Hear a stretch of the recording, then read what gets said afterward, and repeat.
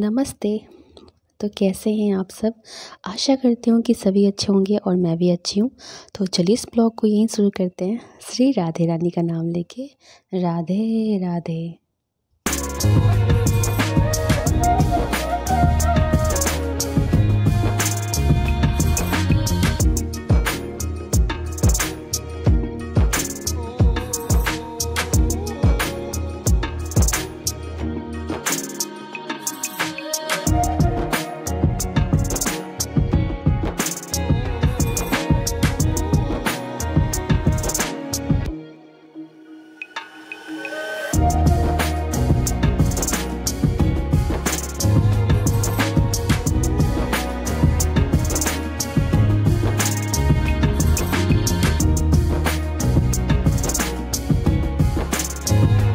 तो ये ब्लॉग शुरू हो रहा है शाम से और ये शाम का ही ब्लॉग है।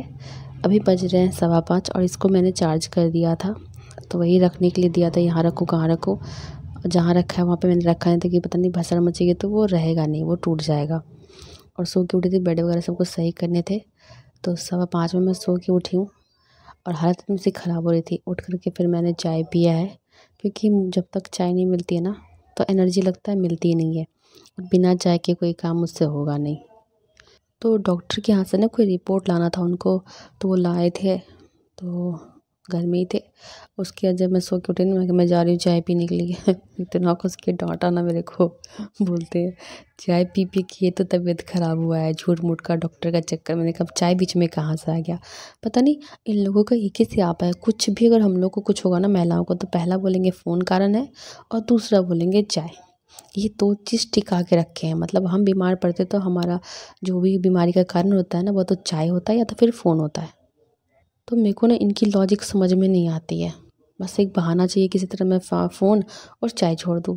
देखो फ़ोन में तो हम लोग महिलाओं को उतना समय मिलता नहीं है कि बैठ कर के कुछ भी टाइम पास के लिए देखें। फ़ोन जब भी हाथ में आता है ना, तो बस काम, उसमें भी काम ही करते हैं। या तो किसी को रिप्लाई करते होते हैं या तो फिर अपनी वीडियो एडिट करते रहते हैं। और बाकी इसमें हम लोग को फ़ोन छूने के लिए नहीं मिलता। और अब जो मेरा हालत है ना, अब तो पता नहीं फ़ोन मेरा सुबह में अगर कभी उठाया तो उठाया, नहीं तो सुबह में मैं नहीं देखती हूँ, सीधा उठने के साथ काम पे लग जाती हूँ। हाँ, टाइम ज़रूर देखती हूँ कि कितना बज रहा है। ये तो भाई सब कोई देखते होंगे, है कि नहीं? उठने के साथ फ़ोन में टाइम तो ज़रूर देखते होंगे। फिर भी इनको चिढ़ है। मैंने कहा देखो, ना तो मैं, आप जो बोल रहे हो, ना तो मैं फ़ोन में कभी कभी हुआ तो मतलब मूड फ्रेश करने के लिए कार्टून्स वगैरह देखती हूँ। पहले तो नींद नहीं आती थी ना, तो रात में कार्टून देखते देखते अगर आ गई नींद तो सो जाती, लेकिन आजकल तो ऐसा कुछ है नहीं।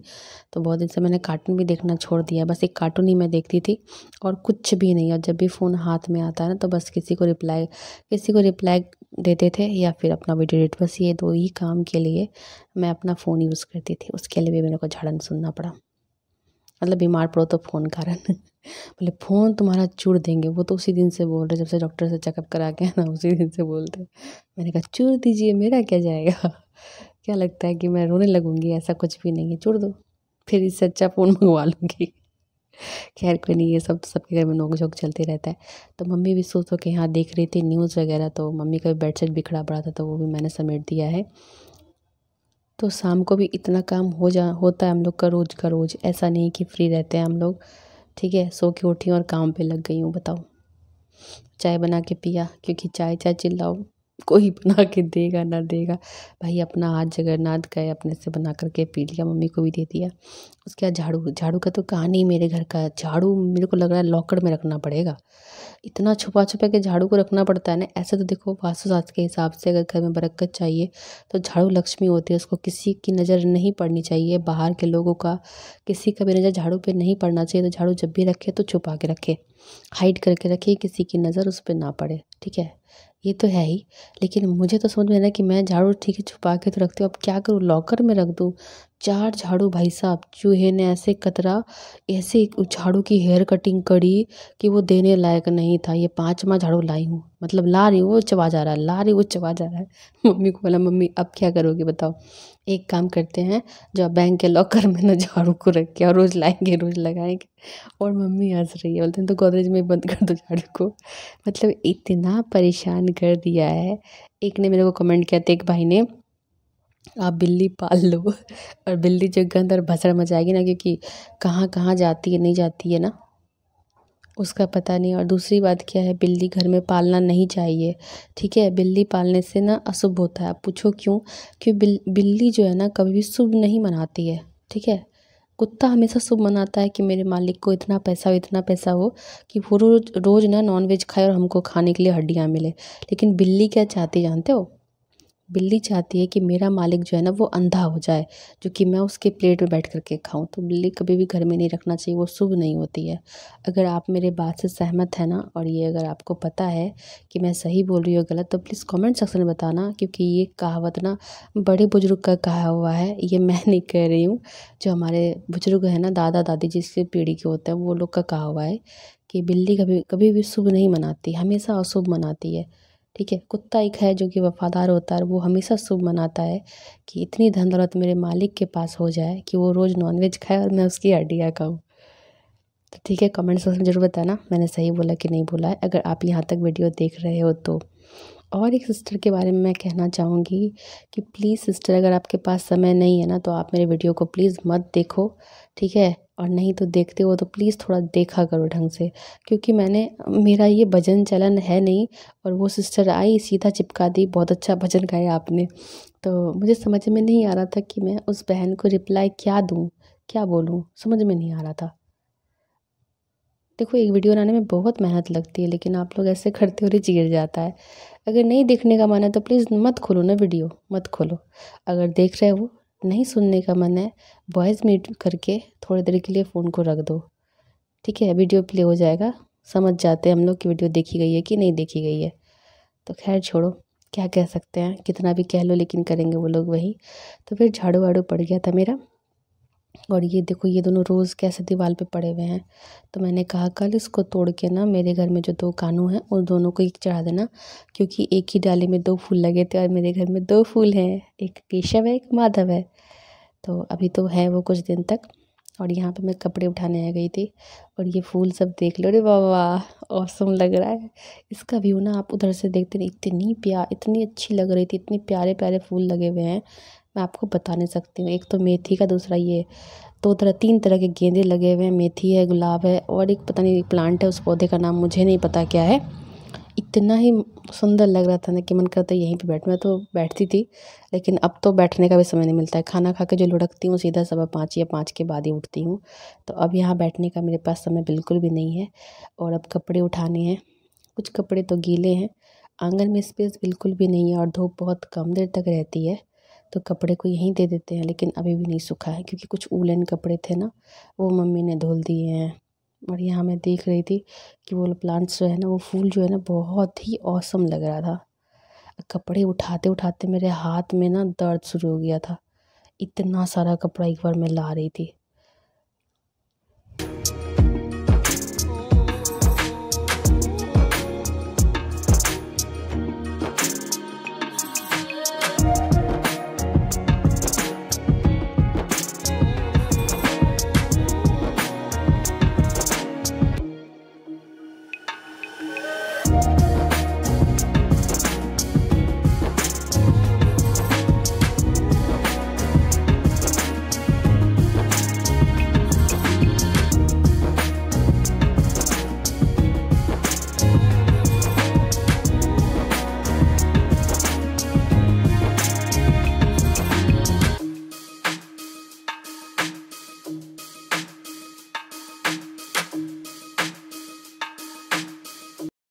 तो देख लो, इतना काम भी शाम को होता है, उसके बाद भी काम होते हैं।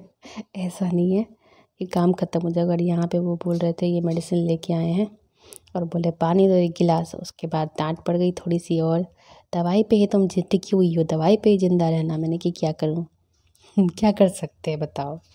तो डांट वाट पड़ती रहती है, कोई बात नहीं है, फ़िक्र करते तो डांट पड़ती है, इसमें मेरी भी कोई गलती नहीं है। रोज़ बोलते हैं सवेरे खा करके मेडिसिन ले करके तुम सो जाया करो। अब बताओ, अगर मेडिसिन खा लूँ और मुझे नींद आ जाती है, और उसके बाद फिर मुझे यमराज भी आके बोलेंगे ना, अरे तुम चलो, तुम्हारा समय हो गया पूरा, तो मैं बोलूँगी मुझे कुछ पता ही नहीं चलेगा।